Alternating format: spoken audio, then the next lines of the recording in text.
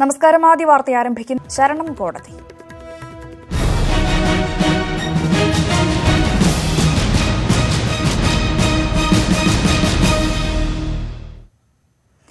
ശബരിമല യുവതീ പ്രവേശന വിധിയുമായി ബന്ധപ്പെട്ട ഹർജികളിൽ സുപ്രീംകോടതിയിൽ ഇന്ന് നിർണായക ദിനം. വിധിക്കെതിരായ 56 പുനഃപരിശോധനാ ഹർജികൾ, റിട്ട് ഹർജികൾ, ദേവസ്വം ബോർഡിന്റെ സാവകാശാപേക്ഷ എന്നിവയെല്ലാം 5-അംഗ ഭരണഘടനാ ബെഞ്ച് പരിഗണിക്കും. എന്നാൽ കോടതിയലക്ഷ്യ ഹർജികൾ പരിഗണനയ്ക്കായി ഉൾപ്പെടുത്തിയിട്ടില്ല. ഭരണഘടനാ ബെഞ്ച് രാവിലെ 10:30 ഹർജികൾ പരിഗണിക്കും. ശബരിമലയിൽ പ്രായഭേദമന്യേ സ്ത്രീപ്രവേശനം അനുവദിച്ച വിധി സുപ്രീംകോടതി പുനഃപരിശോധിക്കുമോ, അതോ വിധിയിൽ കോടതി ഉറച്ചു നിൽക്കുമോ? കഴിഞ്ഞ 4 മാസമായി ഏവരും ആകാംക്ഷയോടെ ഉറ്റുനോക്കുന്ന ചോദ്യത്തിനുള്ള ഉത്തരമാണ് സുപ്രീംകോടതിയിൽ നിന്ന് ഇന്ന് പ്രതീക്ഷിക്കപ്പെടുന്നത്. ചീഫ് ജസ്റ്റിസ് രഞ്ജൻ ഗൊഗോയ്, ജസ്റ്റിസുമാരായ RF Nariman, AM Khanwilkar, DY Chandrachud, Indu Malhotra എന്നിവരടങ്ങിയ ഭരണഘടനാ ബെഞ്ചാണ് ഹർജികളിൽ വാദം കേൾക്കുക. 65 ഹർജികളാണ് കോടതിയുടെ പരിഗണനയിൽ. സെപ്റ്റംബർ 28 വിധിക്കെതിരെ തന്ത്രി കണ്ഠരര് രാജീവരടക്കമുള്ളവർ നൽകിയ 56 പുനഃപരിശോധനാ ഹർജികൾ, വിധിക്കെതിരെ അയ്യപ്പ ഭക്തർ നൽകിയ 4 റിട്ട് ഹർജികൾ, ഹൈക്കോടതിയിലെ ഹർജികൾ മാറ്റാൻ സർക്കാർ അടക്കം നൽകിയ 2 ട്രാൻസ്ഫർ ഹർജികൾ, 2 പ്രത്യേകാനുമതി ഹർജികൾ, വിധി നടപ്പാക്കാൻ സാവകാശം തേടി തിരുവിതാംകൂർ ദേവസ്വം ബോർഡ് നൽകിയ അപേക്ഷ, ഇതിനു പുറമെ കേസിൽ ഇടപെടാൻ അനുമതി തേടി നൽകിയ 4 അപേക്ഷകളും, അയ്യപ്പൻ നൈഷ്ഠിക ബ്രഹ്മചാരിയായതുകൊണ്ടാണ് ക്ഷേത്രത്തിലെ നിയന്ത്രണം ആർത്തവമല്ല കാരണമെന്നാണ് പുനഃപരിശോധനാ ഹർജിയിലെ പ്രധാന വാദം. വിശ്വാസികളുടെ വാദം കേൾക്കാതെയുള്ള വിധി ഭരണഘടനാ വിരുദ്ധം, പ്രതിഷ്ഠയ്ക്ക് ഭരണഘടന നൽകുന്ന അവകാശം ലംഘിക്കപ്പെട്ടതായും ഹർജികളിലുണ്ട്. ശബരിമലയിൽ യുവതികൾ പ്രവേശിച്ചതിനാൽ വിധി ഇതിനകം നടപ്പായെന്നാകും സർക്കാർ വാദം. K പരാശരൻ, മോഹൻ പരാശരൻ, V ഗിരി, ശ്യാം ദിവാൻ, രാജീവ് ധവാൻ, ജയതി ഗുപ്ത തുടങ്ങി മുതിർന്ന അഭിഭാഷകരുടെ നീണ്ട നിര തന്നെ കേസിൽ അണിനിരക്കും. M Unnikrishnan, news 18, Delhi. ശബരിമല ഹർജികൾ സുപ്രീംകോടതി ഇന്ന് പരിഗണിക്കുമ്പോൾ നിരവധി സാധ്യതകളാണ് നിയമവിദഗ്ധർ ചൂണ്ടിക്കാണിക്കുന്നത്. എല്ലാ ഹർജികളും ഒരുമിച്ച് പരിഗണിക്കാൻ തീരുമാനിച്ചത് ഹർജികൾ കൊള്ളാനാണോ തള്ളാനാണോ എന്നാണ് അറിയേണ്ടത്. ശബരിമല വിധിക്കെതിരായ പുനഃപരിശോധനാ ഹർജികളും റിട്ട് ഹർജികളും വ്യത്യസ്തമായാണ് കോടതി നേരത്തെ പരിഗണിച്ചിരുന്നത്. എന്നാൽ എല്ലാ ഹർജികളും ഒരുമിച്ച് പരിഗണിക്കാനുള്ള കോടതി തീരുമാനം നിയമവൃത്തങ്ങളിലും ആകാംക്ഷ വർദ്ധിപ്പിക്കുകയാണ്. ചീഫ് ജസ്റ്റിസ് അധ്യക്ഷനായ ഭരണഘടനാ ബെഞ്ചിന് മുമ്പാകെ 5 സാധ്യതകളാണുള്ളത്. 1. യുവതീ പ്രവേശന വിധി പുനഃപരിശോധിക്കേണ്ടെന്ന നിലപാടിൽ എല്ലാ ഹർജികളും തള്ളുക. 2. ഹർജികളിൽ വാദം കേൾക്കാനുള്ള സമയക്രമം മാത്രം നിശ്ചയിച്ച് കേസ് മാറ്റുക. 3. പുനഃപരിശോധിക്കാനായി എതിർകക്ഷികൾക്ക് നോട്ടീസ് അയക്കുക. യുവതീ പ്രവേശന വിധി ഇതിന്റെ ഭാഗമായി സ്റ്റേ ചെയ്യുക. 4. ഹർജികളിൽ വിശദമായി വാദം കേൾക്കാൻ തീരുമാനിക്കുകയും എതിർകക്ഷികൾക്ക് നോട്ടീസ് അയക്കുകയും ചെയ്യുക. എന്നാൽ യുവതീ പ്രവേശന വിധി സ്റ്റേ ചെയ്യാതിരിക്കുക. 5. വിശാല ബെഞ്ചിന് ഹർജികൾ വിടണമോ എന്ന് പരിശോധിക്കുക. ഏത് തീരുമാനത്തിനും നിർണായകമാവുക ബെഞ്ചിലെ ഭൂരിപക്ഷ നിലപാടാണ്. ജസ്റ്റിസ് ഇന്ദു മൽഹോത്രയാണ് നിലവിൽ യുവതീ പ്രവേശന വിധിയോടുള്ള വിയോജിപ്പ് തുറന്നെഴുതിയിട്ടുള്ളത്. ജസ്റ്റിസുമാരായ RF Nariman, DY Chandrachud, AM Khanwilkar എന്നിവർ ഭൂരിപക്ഷ വിധിക്കൊപ്പം നിന്നവരും. ബെഞ്ചിലെ പുതിയ അംഗമായ ചീഫ് ജസ്റ്റിസിന്റെ നിലപാട് വിധിക്കെതിരോ അനുകൂലമോ എന്നത് നിർണായകമാകും. 5-അംഗ ബെഞ്ചിലെ 3 ജഡ്ജിമാരെങ്കിലും വിധി പുനഃപരിശോധിക്കണമെന്ന നിലപാടിലെത്തിയാലേ അത് സാധ്യമാകൂ. ന്യൂസ് 18, ഡൽഹി. വർഷങ്ങൾ നീണ്ട നിയമ പോരാട്ടങ്ങൾക്കൊടുവിലാണ് ശബരിമലയിൽ പ്രായഭേദമന്യേ സ്ത്രീകൾക്ക് പ്രവേശിക്കാനുള്ള സുപ്രധാന വിധി സുപ്രീംകോടതിയുടെ ഭരണഘടനാ ബെഞ്ച് പുറപ്പെടുവിക്കുന്നത്. പുനഃപരിശോധനാ ഹർജികൾ കേസിന്റെ ദൈർഘ്യം വീണ്ടും നീട്ടി. ഒടുവിൽ ഇന്ന് 56 പുനഃപരിശോധനാ ഹർജികൾ സുപ്രീംകോടതി ഒരുമിച്ച് പരിഗണിക്കുമ്പോൾ ശബരിമല കേസിന്റെ പ്രധാന നാൾവഴികൾ പരിശോധിക്കാം. S മഹേന്ദ്രൻ 1990-ൽ ഹൈക്കോടതിയിലെ ജഡ്ജിയായിരുന്ന ജസ്റ്റിസ് പരിപൂർണൻ അയച്ച കത്ത് പൊതുതാൽപര്യ ഹർജിയായി കോടതി പരിഗണിച്ചതോടെയാണ് ശബരിമല സ്ത്രീ പ്രവേശനത്തിലെ നിയമ നടപടികൾ തുടങ്ങുന്നത്. 1991 ഏപ്രിൽ 5-ന് കോടതി 10-നും 50-നും ഇടയിൽ പ്രായമുള്ള സ്ത്രീകൾ ശബരിമലയിൽ ദർശനം നടത്തുന്നത് വിലക്കി. എല്ലാ സ്ത്രീകൾക്കും പ്രവേശനം അനുവദിക്കണമെന്നാവശ്യപ്പെട്ട് ഇന്ത്യൻ യങ് ലോയേഴ്സ് അസോസിയേഷൻ 2006-ൽ സുപ്രീം കോടതിയിൽ ഹർജി നൽകി. 2007 ജൂലൈ 11-ന് ഹർജി സുപ്രീം കോടതിയുടെ 2-അംഗ ബെഞ്ചിന്റെ പരിഗണനയ്ക്ക് വന്നു. 2007 നവംബർ 13-ന് VS അച്യുതാനന്ദൻ സർക്കാർ ശബരിമലയിൽ എല്ലാ പ്രായത്തിലുമുള്ള സ്ത്രീകളെ പ്രവേശിപ്പിക്കാൻ അനുവദിക്കണം എന്ന് വ്യക്തമാക്കി സുപ്രീം കോടതിയിൽ സത്യവാങ്മൂലം ഫയൽ ചെയ്തു. 8 വർഷങ്ങൾക്ക് ശേഷം 2016 ജനുവരി 11-ന് ശബരിമല സ്ത്രീ പ്രവേശന കേസ് സുപ്രീം കോടതിയുടെ പരിഗണനയ്ക്ക് വീണ്ടും വന്നു. 2016 ഫെബ്രുവരി 5-ന് ഉമ്മൻചാണ്ടി സർക്കാർ വിശ്വാസങ്ങളും ആചാരങ്ങളും മാനിക്കണമെന്നും സ്ത്രീ പ്രവേശനത്തിനുള്ള നിയന്ത്രണം തുടരണമെന്നും വ്യക്തമാക്കി പുതിയ സത്യവാങ്മൂലം നൽകി. ജസ്റ്റിസുമാരായ ദീപക് മിശ്രയും ഗോപാൽ ഗൌഡയും കുര്യൻ ജോസഫും വിശദമായ വാദം കേട്ടു തുടങ്ങി. പിന്നീട് ജസ്റ്റിസ് ഗോപാൽ ഗൌഡയും ജസ്റ്റിസ് കുര്യൻ ജോസഫും മാറി. പകരം justice C Nagappan, justice R Bhanumathi എന്നിവർ ബെഞ്ചിൽ പുതുതായി വന്നു. സംസ്ഥാന സർക്കാരിന്റെ നിലപാട് എന്തെന്ന് കോടതി വീണ്ടും ആരാഞ്ഞു. VS അച്യുതാനന്ദ സർക്കാരിന്റെ നിലപാട് തള്ളി സ്ത്രീ പ്രവേശനത്തിലുള്ള നിയന്ത്രണം തുടരണമെന്ന ഉമ്മൻചാണ്ടി സർക്കാരിന്റെ നിലപാടിൽ ഉറച്ചു നിൽക്കുന്നുവെന്ന് പിണറായി വിജയൻ സർക്കാരിന് വേണ്ടി ഹാജരായ സീനിയർ അഭിഭാഷകൻ വി ഗിരി കോടതിയെ അറിയിച്ചു. 2016 നവംബർ 7-ന് വി ഗിരിക്ക് പകരം ജയദീപ് ഗുപ്ത സർക്കാരിന് വേണ്ടി ഹാജരായി പിണറായി സർക്കാരിന്റെ പുതിയ നിലപാട് കോടതിയെ അറിയിച്ചു. ശബരിമലയിൽ സ്ത്രീ പ്രവേശനം വേണമെന്ന നിലപാട് ആവർത്തിച്ച സംസ്ഥാന സർക്കാർ UDF സർക്കാർ സമർപ്പിച്ച സത്യവാങ്മൂലം പിൻവലിക്കാൻ അനുമതി വേണമെന്ന് ആവശ്യപ്പെട്ടു. 2017 ഒക്ടോബർ 13-ന് ശബരിമലയിൽ സ്ത്രീ പ്രവേശന ഹർജി ഭരണഘടനാ ബെഞ്ചിന് വിട്ട് സുപ്രീം കോടതി ഉത്തരവിട്ടു. 2018 ജൂലൈ 17-ന് ചീഫ് ജസ്റ്റിസ് ദീപക് മിശ്ര, ജസ്റ്റിസുമാരായ റോഹിംഗ്ടൺ നരിമാൻ, AN ഖാൻവിൽക്കർ, DY ചന്ദ്രചൂഡ്, ഇന്ദു മൽഹോത്ര എന്നിവർ അടങ്ങിയ ഭരണഘടനാ ബെഞ്ചിന് മുമ്പാകെ വാദം ആരംഭിച്ചു. 2018 സെപ്റ്റംബർ 28-ന് ശബരിമലയിൽ എല്ലാ പ്രായത്തിലുള്ള സ്ത്രീകൾക്കും പ്രവേശനം അനുവദിച്ചുകൊണ്ട് സുപ്രീം കോടതി ഭൂരിപക്ഷ വിധി പുറപ്പെടുവിച്ചു. ബെഞ്ചിലെ അംഗമായ ജസ്റ്റിസ് ഇന്ദു മൽഹോത്ര വിയോജിച്ച് പ്രത്യേകം വിധിയെഴുതി. പിന്നീട് ജസ്റ്റിസ് ദീപക് മിശ്ര വിരമിച്ചു. ഭരണഘടനാ ബെഞ്ച് പുതിയ ചീഫ് ജസ്റ്റിസ് രഞ്ജൻ ഗൊഗോയ് പുനഃസംഘടിപ്പിച്ചു. ചീഫ് ജസ്റ്റിസ് രഞ്ജൻ ഗൊഗോയ്, ജസ്റ്റിസുമാരായ റോഹിംഗ്ടൺ നരിമാൻ, AM ഖാൻവിൽക്കർ, DY ചന്ദ്രചൂഡ്, ഇന്ദു മൽഹോത്ര എന്നിവരാണ് പുനഃപരിശോധനാ ഹർജികൾ പരിഗണിക്കുന്ന ഭരണഘടനാ ബെഞ്ചിലെ അംഗങ്ങൾ. നവംബർ 13-ന് 3 മണിക്ക് 49 പുനഃപരിശോധനാ ഹർജികൾ ഭരണഘടനാ ബെഞ്ച് ചീഫ് ജസ്റ്റിസിന്റെ ചേംബറിൽ പരിഗണിച്ചു. യുവതീ പ്രവേശന വിധി കോടതി സ്റ്റേ ചെയ്തില്ല. ഇന്ന് ശബരിമല വിധിയുമായി ബന്ധപ്പെട്ട് ഭരണഘടനാ ബെഞ്ച് പരിഗണിക്കുന്നത് 64 ഹർജികളാണ്. News desk, news 18. സുപ്രീം കോടതി തീരുമാനം എന്തായാലും അത് കേരളത്തിന്റെ രാഷ്ട്രീയ സാമൂഹ്യ രംഗങ്ങളിൽ വലിയ പ്രതിഫലനമുണ്ടാകുമെന്ന ഉറപ്പ്. ലോക്സഭാ തെരഞ്ഞെടുപ്പ് പടിവാതിക്കൽ എത്തി നിൽക്കെ തെരഞ്ഞെടുപ്പ് രാഷ്ട്രീയത്തിൽ മുഖ്യ പ്രചാരണ വിഷയമാകുന്ന കോടതി തീരുമാനമാകും ഇത്. കോടതി തീരുമാനം വരാനിരിക്കെ നിർണായക ദേവസ്വം ബോർഡ് യോഗവും ഇന്ന് ചേരുന്നുണ്ട്. യുവതീ പ്രവേശനത്തിനെതിരെ ഹൈന്ദവ സംഘടനകളും പ്രതിപക്ഷ കക്ഷികളും ഒരു വശത്ത്, മറുവശത്ത് സർക്കാരും ഇടതുകക്ഷികളും. സംസ്ഥാന രാഷ്ട്രീയത്തെ ഇത്ര കണ്ട് മാറ്റിമറിച്ച നിർണായക വിഷയം സമീപകാലത്തുണ്ടായിട്ടില്ല. കോടതി സ്ത്രീ പ്രവേശന വിധി പുനഃപരിശോധിക്കാൻ തയ്യാറായില്ലെങ്കിൽ സർക്കാരിന് ലഭിക്കുന്ന ആശ്വാസം ചെറുതല്ല.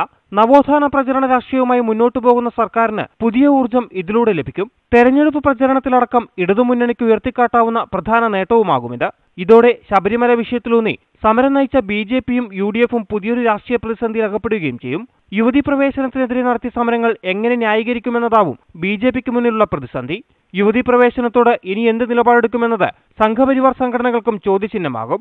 എന്നാൽ വിധി പുനഃപരിശോധിക്കാൻ സുപ്രീം കോടതി തയ്യാറായാൽ സർക്കാർ കടുത്ത പ്രതിസന്ധിയിലാവും. പുനഃപരിശോധനാ വിധിക്ക് കാത്തിരിക്കാതെ സ്ത്രീകളെ ശബരിമലയിൽ പ്രവേശിപ്പിച്ച സർക്കാർ കടുത്ത രാഷ്ട്രീയ നീക്കങ്ങളാവും നേരിടേണ്ടി വരിക. ശബരിമല വിഷയത്തിൽ പ്രത്യക്ഷ സമരം നടത്തിയ BJPക്ക് വലിയ രാഷ്ട്രീയ സാധ്യതകൾക്കും ഇത് വഴി തുറക്കും. നിർണായകമായ കോടതി തീരുമാനം ഇന്ന് വരാനിരിക്കെ ദേവസ്വം ബോർഡ് യോഗവും ചേരുന്നുണ്ട്. സ്ത്രീ പ്രവേശനത്തിന്റെ തുടർ നടപടികൾക്കായി കോടതി വിധി ദേവസ്വം ബോർഡിനും നിർണായകമാണ്. ശബരിമല എന്ന ഒറ്റ വിഷയത്തിലേക്ക് സംസ്ഥാന രാഷ്ട്രീയം കേന്ദ്രീകരിച്ച ദിവസങ്ങളാണ് കടന്നുപോയത്. ലോക്സഭാ തെരഞ്ഞെടുപ്പിന്റെ പടിവാതിക്കൽ കോടതി വിധി വരുന്നു എന്നതിനാൽ തന്നെ ആ വിധി എന്തായാലും അത് സംസ്ഥാന രാഷ്ട്രീയത്തെ പിടിച്ചുലയ്ക്കുമെന്ന കാര്യത്തിൽ തർക്കമില്ല. തിരുവനന്തപുരത്തു നിന്നും TG സജിത്, ന്യൂസ് 18. ശബരിമല ദർശനം നടത്തിയ കനകദുർഗ കോടതി ഉത്തരവിന്റെ പിൻബലത്തോടെ ഭർത്താവിന്റെ വീട്ടിൽ പ്രവേശിച്ചു. കനകദുർഗയെ വീട്ടിൽ പ്രവേശിക്കുന്നതിൽ നിന്നും തടയരുത് എന്ന് പുലമാന്തോൾ ഗ്രാമന്യായാലയത്തിന്റെ ഉത്തരവിനെ തുടർന്നാണ് പെരിന്തൽമണ്ണയിലെ സഖി വൺ സ്റ്റോപ്പ് സംരക്ഷണ കേന്ദ്രത്തിൽ നിന്നും കനകദുർഗ ഭർത്താവിന്റെ വീട്ടിൽ എത്തിയത്. രാത്രി 7:45 കനത്ത പോലീസ് സുരക്ഷയിൽ കനകദുർഗ അങ്ങാടിപ്പുറത്തെ വീട്ടിലെത്തിയത്. കോടതി വിധി അറിഞ്ഞതോടെ ഭർത്താവ് കൃഷ്ണനുണ്ണിയും അമ്മ സുമതിയും ഇവിടെ നിന്നും താമസം മാറിയിരുന്നു. കുട്ടികളും ഇവർക്കൊപ്പമാണ്. കോടതി വിധിയിൽ സന്തോഷമുണ്ടെന്ന് പറഞ്ഞ കനകദുർഗ ഏറെ വൈകാതെ എല്ലാം പരിഹരിക്കപ്പെടുന്നു പ്രതികരിച്ചു. അതെനിക്ക് ബുദ്ധിമുട്ടില്ല, കാരണം അവർക്ക് എന്റെ കൂടെ ജീവിക്കാൻ താല്പര്യമില്ലെങ്കിൽ അവർ മാറുന്നു. ഞാൻ അവരുടെ കൂടെ ജീവിക്കാൻ ഞാൻ റെഡിയാണ്. അതുകൊണ്ട് അതിനെക്കുറിച്ച് എനിക്കൊന്നും അറിയില്ല. എല്ലാം പരിഹരിക്കപ്പെടും. കാലങ്ങൾ എന്തായാലും മാറ്റും എല്ലാ കാര്യങ്ങളും. കുട്ടികളുടെ സംരക്ഷണമടക്കമുള്ള കാര്യങ്ങൾ കോടതി അടുത്ത തിങ്കളാഴ്ച പരിഗണിക്കും. അതേസമയം പുലാമന്തോൾ ഗ്രാമകോടതിയുടെ ഉത്തരവിനെതിരെ മഞ്ചേരി ജില്ലാ കോടതിയെ സമീപിക്കാനാണ് കൃഷ്ണനുണ്ണിയുടെയും ബന്ധുക്കളുടെയും തീരുമാനം. സുപ്രീം കോടതി ഉത്തരവിന്റെ അടിസ്ഥാനത്തിൽ കനത്ത സുരക്ഷയാണ് കനകദുർഗയ്ക്ക് നൽകുന്നത്. 16ഓളം പുരുഷ വനിതാ പോലീസുകാർ സുരക്ഷയ്ക്കുണ്ട്. ശബരിമല ദർശനം നടത്തിയതിനെ തുടർന്നാണ് കനകദുർഗയെ ഭർത്താവും ബന്ധുക്കളും വീട്ടിൽ കയറ്റില്ലെന്ന് തീരുമാനിച്ചത്. തുടർന്ന് കനകദുർഗ കോടതിയെ സമീപിച്ചു. കനകദുർഗയെ പട്ടിക കൊണ്ട് തലക്കടിച്ചതിന് ഭർത്താവിന്റെ അമ്മ സുമതിക്കെതിരെയും സുമതി അമ്മയെ ആക്രമിച്ചതിന് കനകദുർഗയ്ക്കെതിരെയും പെരിന്തൽമണ്ണ പോലീസ് കേസ് രജിസ്റ്റർ ചെയ്തിട്ടുണ്ട്. ന്യൂസ് 18 മലപ്പുറം. സീറ്റ് വിഭജനത്തിനുള്ള ഇടതുമുന്നണി ഉഭയകക്ഷി ചർച്ചകൾക്കായി ഇന്ന് തുടക്കം. CPM CPI ചർച്ച ഇന്ന് നടക്കും. മറ്റ് ഘടകകക്ഷികളുമായും ഉടൻ ചർച്ചയുണ്ടാകും.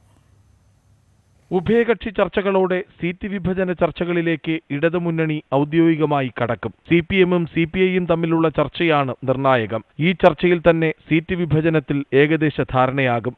കഴിഞ്ഞ തവണ CPI മത്സരിച്ചത് 4 സീറ്റുകളിൽ. ഇവിടങ്ങളിൽ CPI തുടരുമെന്ന് നേതൃത്വം വ്യക്തമാക്കി കഴിഞ്ഞു. കൊല്ലം, തിരുവനന്തപുരം സീറ്റുകൾ വെച്ചുമാറണമെന്ന ആഗ്രഹം CPI-ക്കുണ്ട്. എന്നാൽ CPM ഇതിനു തയ്യാറായേക്കില്ല. പൊതുസ്വതന്ത്രർ ഉൾപ്പെടെ 15 സീറ്റുകളാണ് CPM-നുള്ളത്. ഇതിനു പുറമെ കഴിഞ്ഞ തവണ JDS മത്സരിച്ച കോട്ടയവും. കോട്ടയത്തിന് പകരം തിരുവനന്തപുരം നൽകണമെന്ന് JDS മുന്നണി നേതൃത്വത്തോട് ആവശ്യപ്പെടും. മുൻ MP നീലലോഹിതദാസൻ നാടാരെ മത്സരിപ്പിച്ചാൽ തിരുവനന്തപുരം തിരിച്ചുപിടിക്കാമെന്നാണ് JDS-ന്റെ പ്രതീക്ഷ. എന്നാൽ ഇതിനുള്ള സാധ്യത കുറവാണ്. മുന്നണിയിലെ നവാഗതരായ ലോക് താന്ത്രിക് ജനതാദളും ജനാധിപത്യ കേരള കോൺഗ്രസും സീറ്റാവശ്യം ഉന്നയിക്കും. പത്തനംതിട്ടയോ കോട്ടയമോ വേണമെന്നാണ് ജനാധിപത്യ കേരള കോൺഗ്രസിന്റെ ആവശ്യം. ഇതിലൊന്ന് ലഭിച്ചാൽ ഫ്രാൻസിസ് ജോർജ് സ്ഥാനാർത്ഥിയാകും. വടകരയോ കോഴിക്കോടോ ലഭിക്കുമെന്ന പ്രതീക്ഷയിലാണ് ലോക് താന്ത്രിക് ജനതാദൾ. മലബാറിലെ 3-4 സീറ്റുകൾ ഉൾപ്പെട്ട പാനൽ മുന്നണി നേതൃത്വത്തിന് നൽകാനാണ് ഇവരുടെ തീരുമാനം. ന്യൂസ് 18 തിരുവനന്തപുരം. KPCC അധ്യക്ഷൻ മുല്ലപ്പള്ളി രാമചന്ദ്രൻ നയിക്കുന്ന ജനമഹായാത്ര ഇന്ന് കണ്ണൂർ ജില്ലയിൽ പര്യടനം പൂർത്തിയാക്കും. തലശ്ശേരി, പാനൂർ എന്നീ കേന്ദ്രങ്ങളിലാണ് ഇന്ന് യാത്രയ്ക്ക് ജില്ലയിൽ സ്വീകരണം നൽകുക. ഉച്ചയ്ക്ക് യാത്ര വയനാട് ജില്ലയിൽ പ്രവേശിക്കും. യാത്ര നാളെ കോഴിക്കോട് ജില്ലയിലേക്ക് കടക്കും.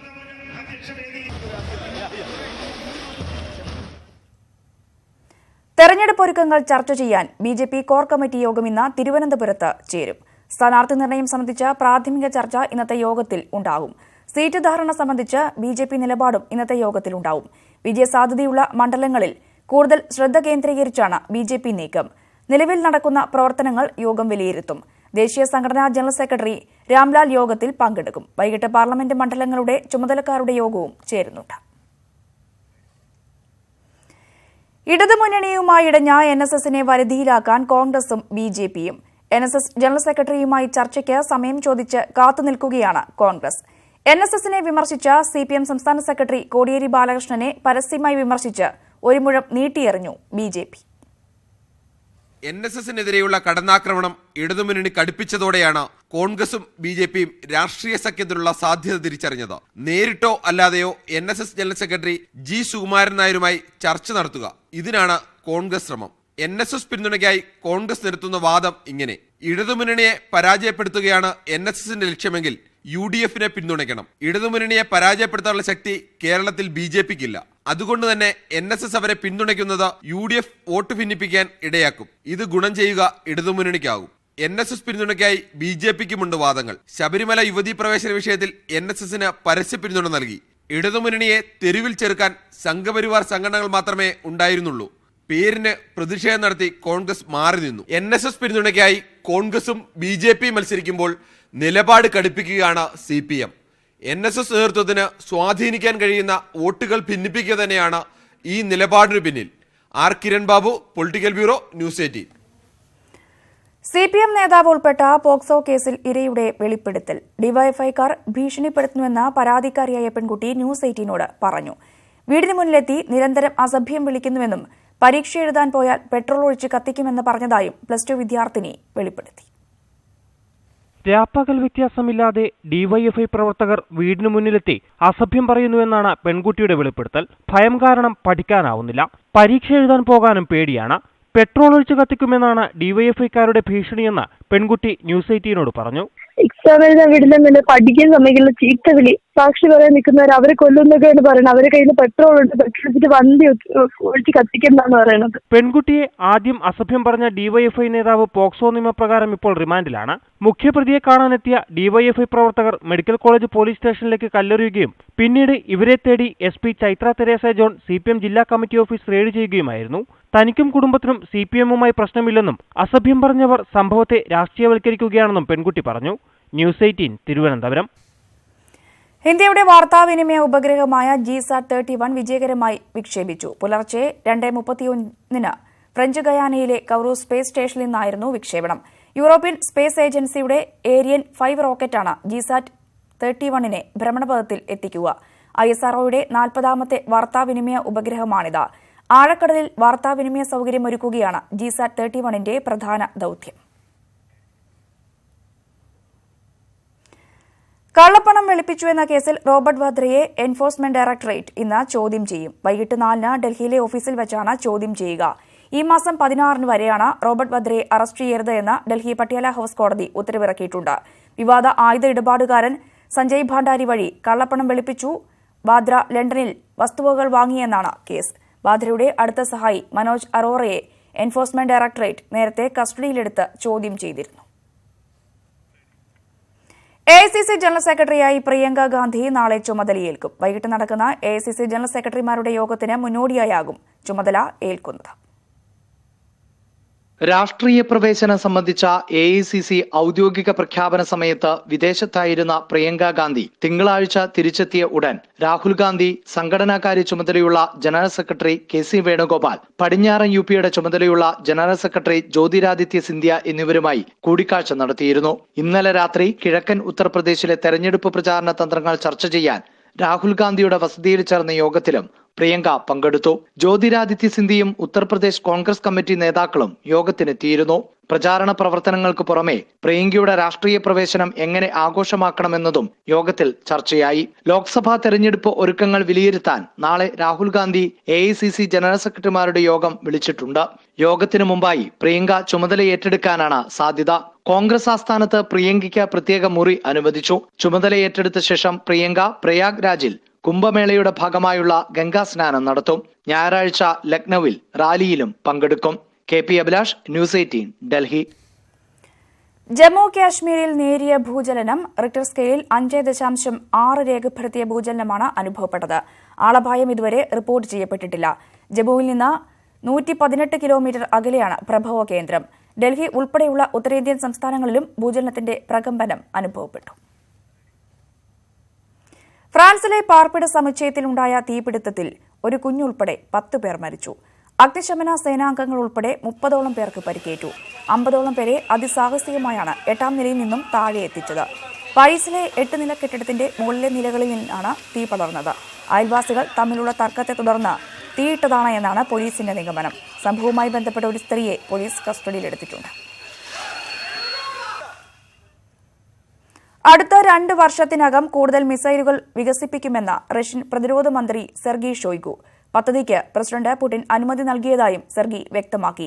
US റഷ്യ INF കരാറിൽ നിന്നും ഇരു രാജ്യങ്ങളും കഴിഞ്ഞ ദിവസം പിൻവാങ്ങിയിരുന്നു. ഇതിനു പിന്നാലെയാണ് സെർഗി ഷോയ്ഗുവിന്റെ പ്രസ്താവന. കരാർ റദ്ദാവുന്നതോടെ കടലിൽ നിന്നും ആകാശത്തേക്ക് നിന്നും വിക്ഷേപിക്കാൻ സാധിക്കുന്ന മിസൈലുകൾ വികസിപ്പിക്കുകയാണ് റഷ്യയുടെ നീക്കം. ബ്രെക്സിറ്റ് കരാർ സംബന്ധിച്ച തുടർ ചർച്ചകൾക്കായി തെരേസ മെയ് നാളെ യൂറോപ്യൻ യൂണിയൻ ആസ്ഥാനമായ ബ്രസൽസിലെത്തും. European union president Jean Claude ജൻകറുമായി മെയ് കൂടിക്കാഴ്ച നടത്തും. അതേസമയം കരാർ വ്യവസ്ഥകളിൽ മാറ്റമില്ല എന്ന ജൻകറിന്റെ വക്താവ് പ്രതികരിച്ചു. വടക്കൻ അയർലൻഡ് അതിർത്തി സംബന്ധിച്ച വ്യവസ്ഥ കരാറിൽ നിന്ന് ഒഴിവാക്കണമെന്നാണ് ബ്രിട്ടീഷ് പാർലമെന്റിന്റെ നിലപാട്. KSRTC MD-ആയ MP ദിനേശ് നാളെ ചുമതലയേൽക്കും. എറണാകുളം സിറ്റി പോലീസ് കമ്മീഷണർ സ്ഥാനം MP ദിനേശ് കഴിഞ്ഞ ദിവസം ഒഴിഞ്ഞിരുന്നു. ചെയർമാൻ സ്ഥാനത്തേക്ക് മറ്റൊരാളെ നിയമിക്കാനും സാധ്യതയുണ്ട്. KSRTC പ്രശ്നങ്ങൾ കൂടുതൽ അറിയാവുന്ന ഗതാഗത സെക്രട്ടറി KR ജ്യോതിലാലിനെ ചെയർമാനായി നിയമിക്കാനാകും സാധ്യത. എംപാനൽ ജീവനക്കാരുടെ സെക്രട്ടേറിയറ്റിന് മുന്നിലെ സമരം 18ാം ദിവസത്തിലേക്ക് കടന്നു. തെരഞ്ഞെടുപ്പ് അടുത്ത സാഹചര്യത്തിൽ പ്രശ്നം ഉടൻ പരിഹരിക്കുമെന്ന പ്രതീക്ഷയിലാണ് സമരക്കാർ. ആരാകും സ്ഥാനാർത്ഥി?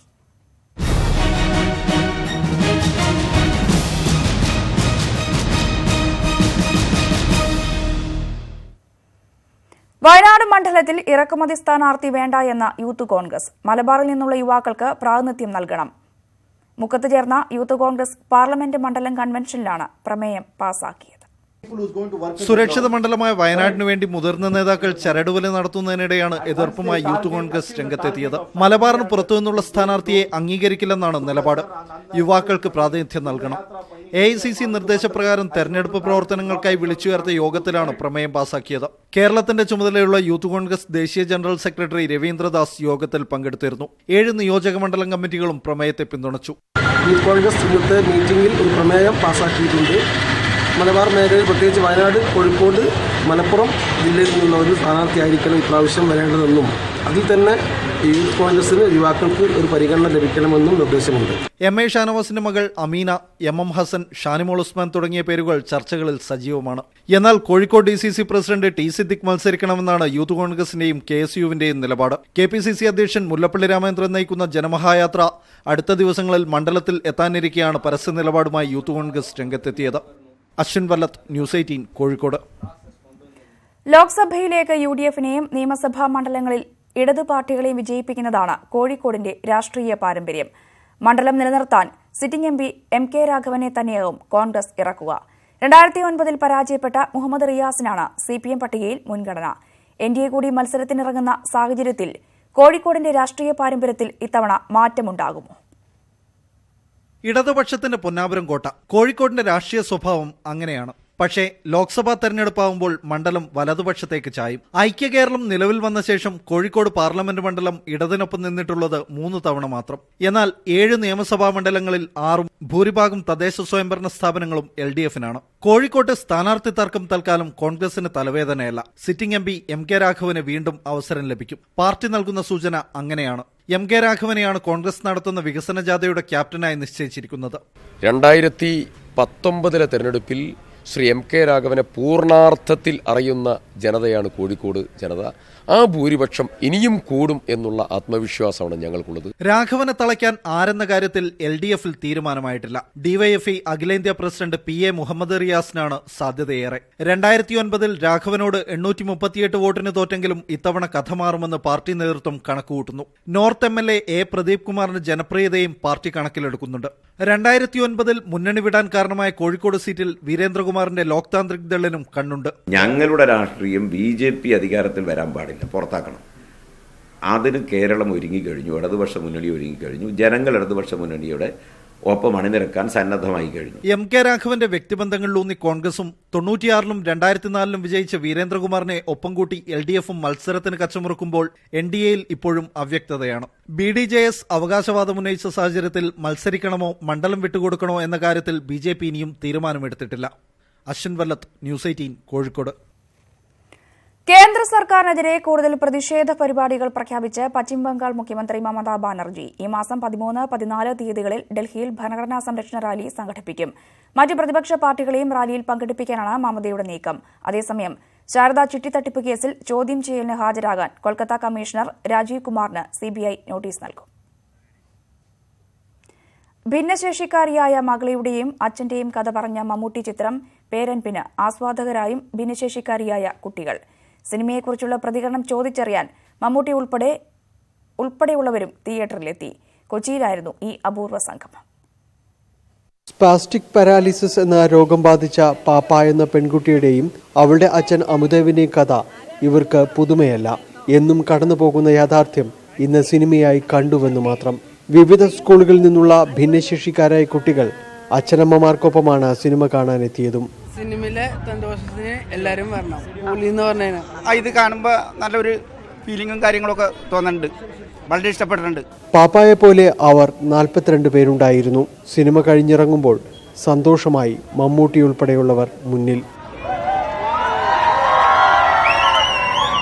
പ്രകൃതിയും മനുഷ്യനും തമ്മിലുള്ള വലിയ അറിയാത്ത ഒരാത്മബന്ധത്തിന്റെ കഥയും കൂടെയാണ് സിനിമയിൽ പറയുന്നത്. സിനിമ ജനങ്ങൾ ഏറ്റെടുത്തതിന്റെ സന്തോഷത്തിൽ സംവിധായകൻ റാം പാപ്പായെ മികവുറ്റതാക്കാൻ കഴിഞ്ഞ ആഹ്ലാദത്തിൽ കഥാപാത്രത്തെ അവതരിപ്പിച്ച സാധന. I'm feeling so happy that the people in Kerala are celebrating this movie like anything. It gives me a lot of confidence to go ahead and do more movies in an artistic way at the same time in different stories. Center for Empowerment and Enrichmentന്റെ നേതൃത്വത്തിലാണ് കുട്ടികളും അച്ഛനമ്മമാരും പേരൻപ് കാണാനെത്തിയത്. എറണാകുളം കവിതാ തിയേറ്ററിലായിരുന്നു പ്രത്യേക പ്രദർശനം. News 18 Kochi.